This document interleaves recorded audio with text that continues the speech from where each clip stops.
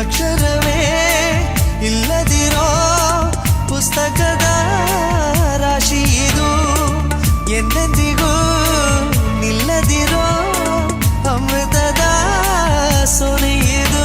ಎದೆಗೂಡಿನ ಕಾಜಾನವೇ ಒಲವೇ ಗುಟುಕು ನಿನಗೆ. ಮುದ್ದು ಮನಸ್ಸೇ ಎದ್ದು ಮನಸ್ಸೇ ಬುದ್ಧಿ ಇಲ್ಲದ ಮನಸ್ಸೇ, ಸದ್ದು ಮಾಡದೆ ಸುದ್ದಿ ಮಾಡಿದೆ ಪ್ರೀತಿ ಬಂದಿದೆ ವಯಸ್ಸೇ.